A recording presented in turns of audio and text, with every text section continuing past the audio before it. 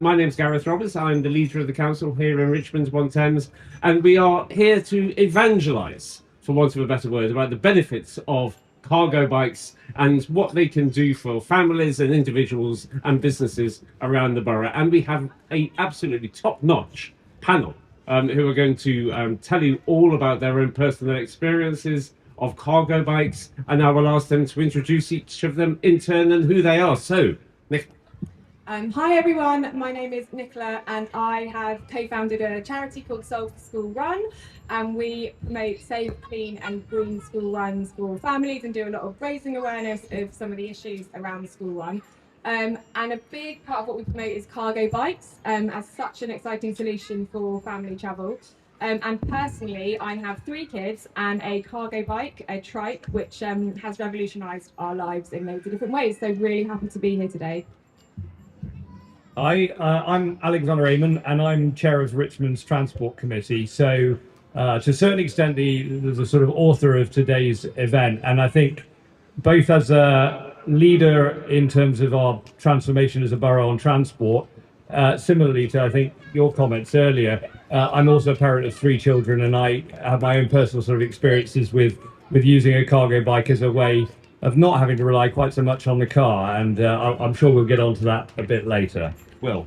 Hi, I'm Will Norman. I'm London's Walking and Cycling Commissioner. My job is very Ronseal, that brand. It does exactly what it says on the tin.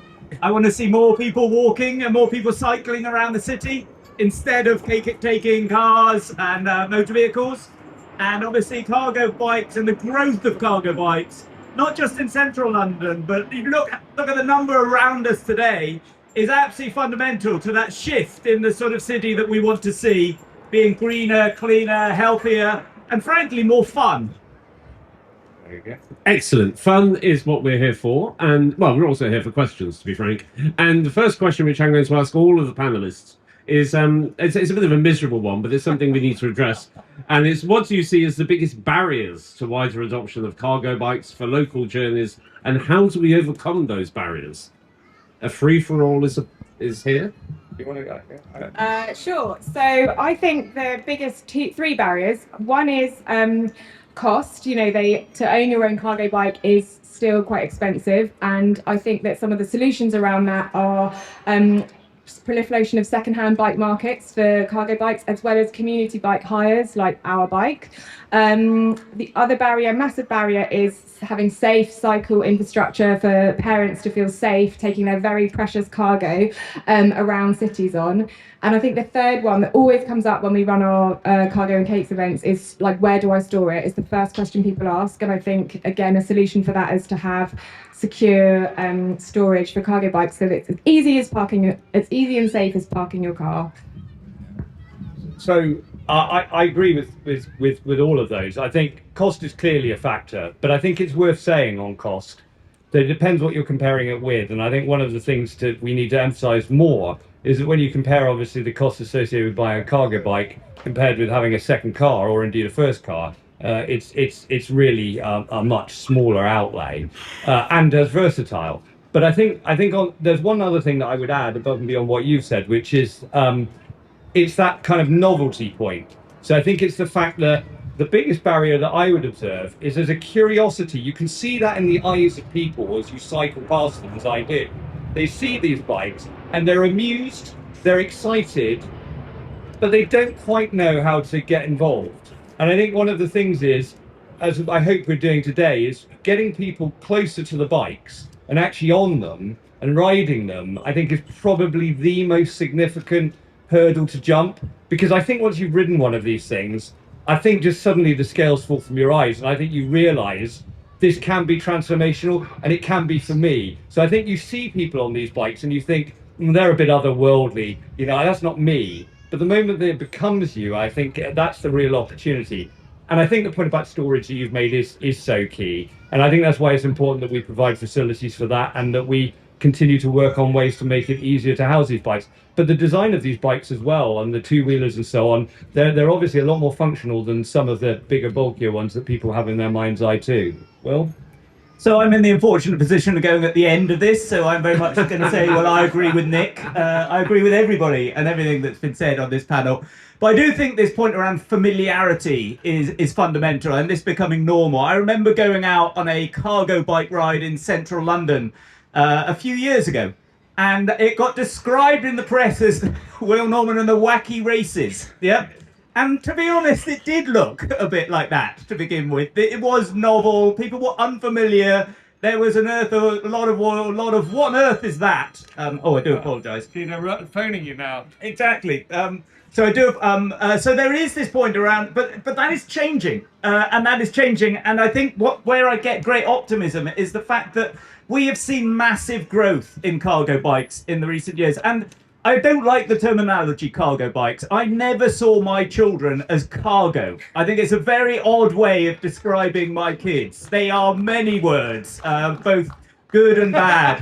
Cargo is not one of them. You know, there are family bikes and cargo bikes, and I think it is, you know, important to differentiate. But I do think this growth that we've seen across London is so inspiring. I think between 2022 and 2023, we introduced some new camera systems that could actually count them, and you do count what you care about. And we saw across in inner London, we saw a 73% increase in cargo bikes in that 1 year.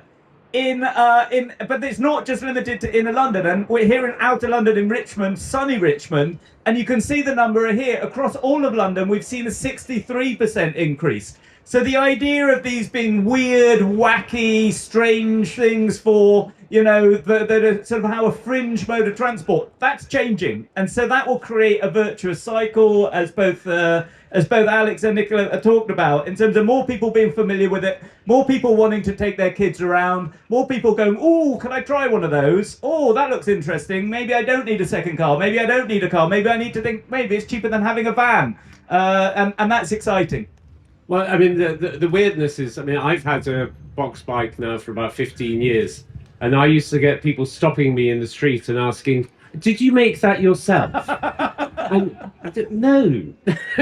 But now it's becoming far more commonplace. Well, as you were sort of being lightly ungracious about being the last, I'll ask you a question. You should be careful what you wish for. Yeah, I'll ask a question just for you, and it's what's being done at London level to make it safer and easier to get around the capital by utility bike, cargo bike, your own nomenclature you can choose. I think this is important. I think so we've recognised in the Mayor's transport strategy and in our cycling policies just how important this shift could be. We estimate that you could probably save across in central London about 17% of van journeys if there was a switch to cargo bikes. Probably 4% across all of London, which sounds not a lot, but that's 100 million kilometres of van journeys being driven every year across London. So we've embraced this. There are a number of things that we are doing. Nicola touched on the rollout of safer infrastructure. We need the bike lanes, we need the quality routes, we need the safer junctions. If people are carrying their kids around the city, even more so than themselves, they will want our roads to be safe. So that £154 million that we're investing every year, working with London boroughs and building safer bike lanes, better junctions, improving that safety is absolutely fundamental. I think that is the most important thing we can be doing. But there's some other things as well in terms of making them feel normal, working with businesses, writing it into our own contracts as TfL, as the GLA, encouraging boroughs to write that into contracts for freight and deliveries, for events and that sort of things. We recognise safety as a challenge, and particularly as they grow and how people ride them. We've introduced a guidance and a system working with industry for best practice for this, which you can adopt and see it on the TfL website. So there is the growth of the infrastructure. There is the safety, but there is also the behaviour change in making these things feel normal, which why I really want to congratulate Richmond Council and everybody who's taken part in organising this today, because look around you, this is no longer weird, this is normal. There are kids and bikes everywhere, and making these things feel normal, as I said, is fundamental to the change we need. Thank you, excellent. So, there you are. Oh, wow. Thank you. You'll have to give him more first questions. Well, I'll get to ask you a question now. Well, one question first and foremost is why I've only heard today about cake and cargo bikes, which I hope to hear more about that. But what potential do you see for cargo bikes to transform how families get around, particularly for the school run? So I think that with the school run, we do a lot of work on looking at data on how children are travelling, and we know from our data that if a child is travelling to primary school and they're travelling under a mile, about 7% of them will be driven. But when that distance becomes 1 to 2 miles, drum roll, 65% on average of children in London are driven to school in that 1 to 2 mile distance. So that is the distance range that parents do find challenging to walk or cycle have their own children walk or cycle. You know, there could be hills. Young kids just get tired sometimes riding maybe 1.5 miles to school. And the safety point we talked about, you know, it's not always, you know, parents don't always feel those journeys for that whole distance is going to be safe. So we're so excited about cargo bikes because they solve so many of those issues. It's like so much quicker with your children in the bike. As a parent, you know, controlling the bike, you do feel perhaps a bit safer than those children, you know, on their own bikes cycling themselves when they're very young. And, you know, your children can stay dry. I think that's a massive win for a lot of families. So there's just huge potential for solving the school run in that sort of distance. And I think also it's not just about the school run. You know, when your kids start primary school, their kind of worlds expand. You're not just going to school and back. You might be going to swimming after school or running an errand to the shops or the park. And just to be able to nip around on a bike, make some stops, is absolutely game-changing for family travel. And I feel so personally grateful to be a parent at a time when this is available to our family. And are you finding schools are becoming more welcoming of cargo bikes, so that the schools themselves are getting involved? I think schools are. I think that it's the school gates is just such an exciting area to see the growth of these bikes. I think there is a bit more that needs to be done to try and help parents store them outside schools and that kind of thing. But I think, yeah, schools are really embracing it and seeing the potential. So yeah, it's just a really exciting time. I might come on to that. I think one of the things I want to do is take a bit of a half step back and say, just look at the difference these bikes could make. They are making and can make. As we all know, when you're out in a car or you're observing the road, the difference between term time and non-term time on the roads is really tangible, right? So we know that school journeys make a massive difference to the way that our roads operate and to how safe and how hospitable they are for pedestrians and other road users. And if we can migrate just even a modest proportion of those car journeys into cargo bike, that you've got a kind of vision for what it can be like, because those out of term times are definitely what we can aim for. And to the point about storage, I mean, that's why this borough, for example, is not the only thing we're doing. That's why we're installing cargo bike parking bays outside schools in the borough, because we want, and the key thing about those, I think it's really important, is it's not just any old place. We're looking for the best parking spot that's available outside the school to put this there, because we do want to underline that, frankly, the most convenient, the most competitive, the best place to be is something we're reserving for the very best form of transport. And so turning over car parking spaces immediately outside schools is exactly what this council is doing. We've got much more we've got to do to get that across the board, but where we've put it in, we see an incredible use of those facilities, and it's great to sort of underline for parents that not only are making a good choice for the environment for their children, they actually got a choice that kind of gets them to the school gate quicker than everyone else, which is always a useful thing. Well, you were catching my eye there. Are you wishing to come in, or is it? No. Well, on the subject of storage, I mean, to give you an idea of how much an idiot I am, my current cargo bike was not by no means my first. I got a tricycle before, which I got on the second-hand market. And I used to live in quite a small Georgian cottage, and I was very pleased. I got the bicycle, took it home, couldn't get it through the front door. Gareth, So- can I come in on that then? You can. I do think that is a very legitimate concern. Actually, space in people's homes, I think not everybody has the space to store it in garden or shed or front garden, etc. And so I think the innovation and new ideas that are coming up in terms of cargo bikes is exceptionally exciting. If you go over there, there's a stall over there which has got folding cargo bikes, so people can store them safely within their homes or make more spaces. You can see the range of bikes it is just the imagination is the only limit to this. We are currently sitting on the UK's first cargo bike stage. Yep.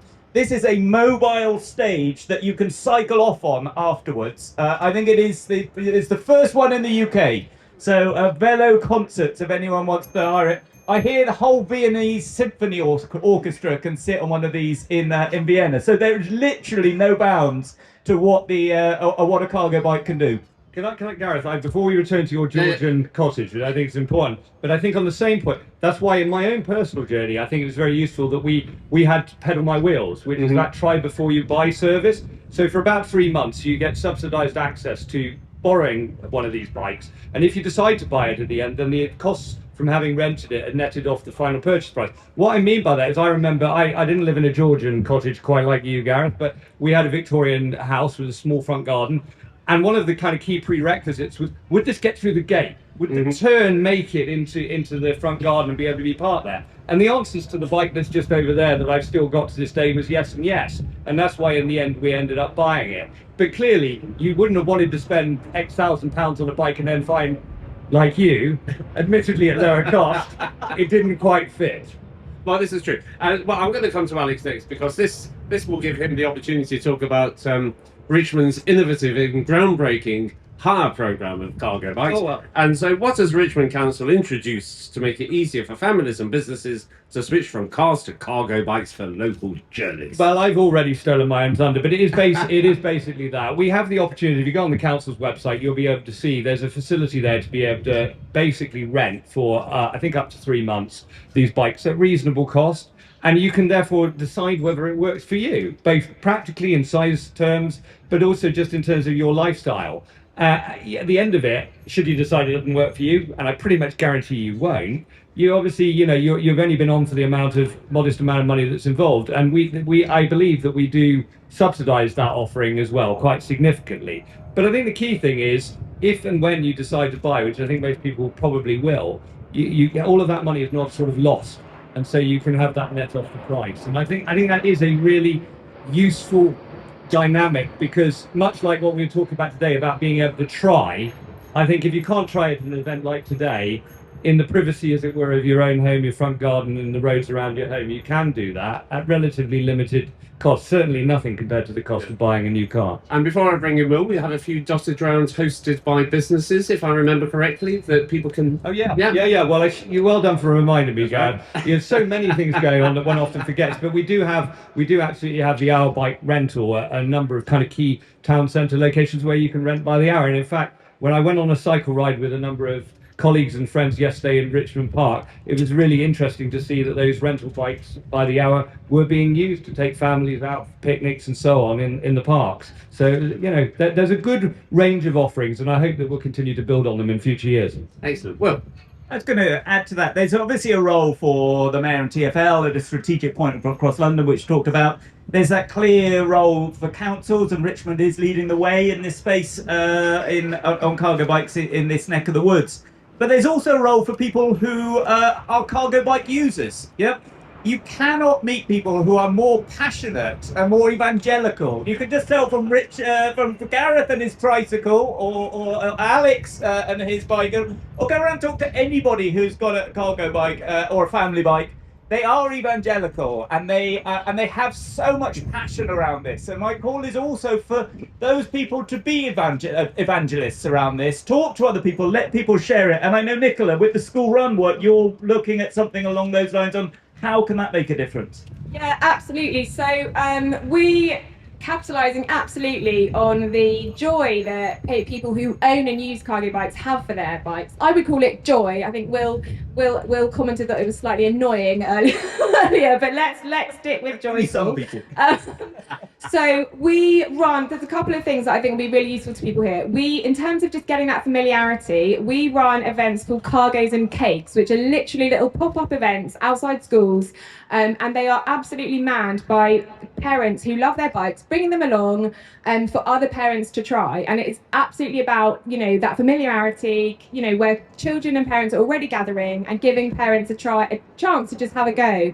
And we run them sort of where we're based actually at the moment in South East London, but we're really keen to get these pop-up events going in Richmond. So if anyone's interested, do come and chat to me. The other thing we have is a cargo collective, which is parents who, basically a big WhatsApp group and newsletter, which is parents who own bikes, giving advice to parents who want to buy them. And it's like, what model might be good for my family? But there are a few other things that come with having a cargo bike, like what's the best insurance and where do I store them? And can I get a seat, how young can you take a child on them? And actually, if you can just pop a question in a WhatsApp group and get like 3 people who are really keen, helping you out, it removes another barrier to kind of trying this out for your family. So do come and chat to me and give me your details, and we can add you to our group. If you're either a cargo bike owner yourself and have a bit of time to help, or you're in the market for one yourself. Thank you. Excellent. Quick question for Alex, which is we've got the ambition of being the cargo bike capital of London, if not England, if not the United Kingdom. Which is a bit of a tautology, but But what are the next steps in order to achieve that?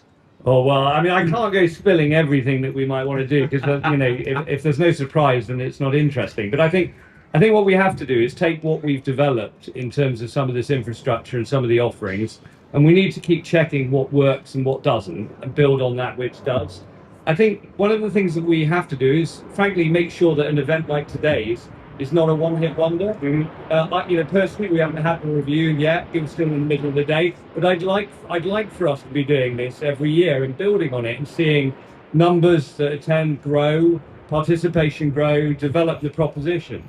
I think the other thing is that we've got some great providers here of selling the bikes and maintaining the bikes, and there is a good ecosystem, but it still feels probably to some users a bit like they don't know where that after service is going to come from and whether they could take their bike to a normal bike shop and it will get seen to. So we need to kind of continue to build the ecosystem as well to give people confidence.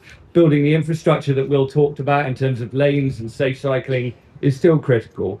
But I think the really important thing is, as I say, just give people that multiple different ways, new ways of accessing and trying out these bikes. As somebody who came to this with a front box loading cargo bike for my 3 boys, I think one of the things that I observe as well, that just on a personal level we need to kind of draw out, is that joy point, right? I know what it's like with young children. Life is not always joyous.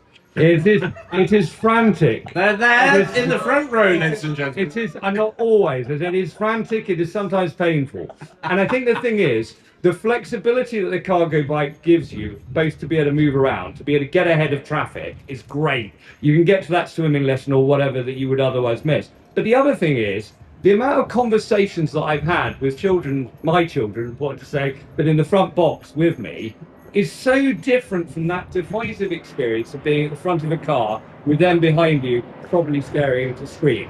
Now, I'm not saying they don't stare at screens still in the cargo bike, because I know they do.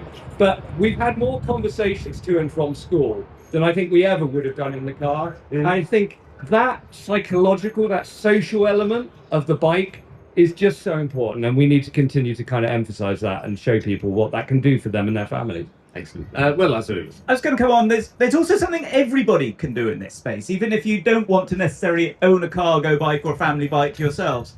Is look around today. There are also services that are increasingly being provided by Cargo Bike. I've just been speaking to the handyman station over there, who will sort out your showers, gardens, what have you, and they deliver by bike. I know there are electricians who do exclusively by Cargo Bike.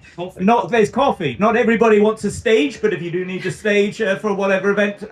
So I do think as consumers, we also have a role to play. It's really interesting looking at the business opportunities for this. We ran a trial with Murphy's and Thames Water. Now, this is not going to solve Thames Water's financial problems. Let's be realistic.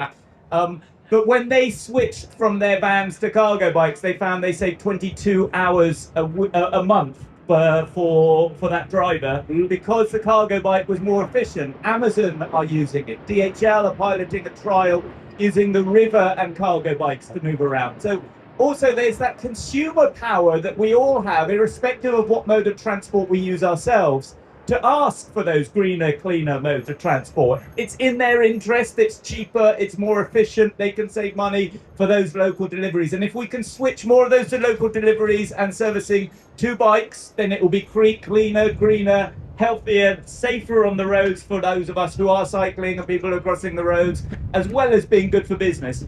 Excellent. I can see that we've got some musicians turning up, so I'll probably make this the last of the questions, I think, unless anybody has a burning one they wish to ask.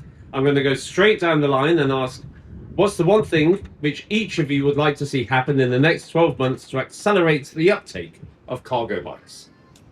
Ooh, tricky question. I probably would really like to see a solution from councils on where parents can store them, because it is the number one question that people ask us when they come to our events, like, how am I going to store this and where do you store it? So I would love to see us creating some exciting on-street storage solutions for cargo bikes, and make them safe and secure, so that's just like off the table, and you can park a cargo bike safely on your street just like you can park your car.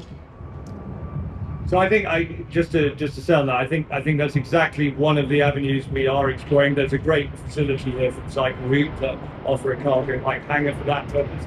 But there are different ways of doing it, and I think as a council we definitely do want to do more in that space.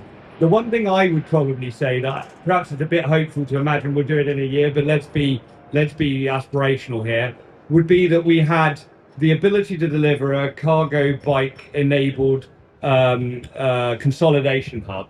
I mean, to Will's point, I think, I've talked a lot about, rather evangelically and others have, about schools, but I think the ability for cargo bikes to actually do a lot of that last mile delivery, I think is really important. And to be perfectly frank, just over there in that car park over there would be potentially one of the good locations, connected well with the dual carriageway of the A316. The freight comes in and you take it out from a place like there by bike across the borough, diminishing the amount of pollution and congestion on our road network. So I think the next frontier for this borough, and it will cut across multiple areas of the council to try and get something to happen like this, as well as obviously with good commercial support, it will be to get the DHLs, the Royal Mails and whatever of this world to be doing much more of their delivery by this type of transport. Excellent, thank you. Well, I would like every borough to be talking about cargo bikes in the same way that Richmond is. This is an untapped potential. It is good for business. It's good for the health and safety of the borough. It's good for kids. It's good for family life. And as we've all said, it's fun. And a fun borough is a good borough. So I would like every borough to be talking about cargo bikes and seeing how they might fit into their local infrastructure and their local transport plans. excellent, thank you. Right, I think that's about it from us. Thank you very much for your time today. Thank you to Nicola, Alex and Will for their excellent answers. And if anybody has any questions, just come and grab us afterwards and we'll be happy to talk some more. Thank you. Thanks, Gareth.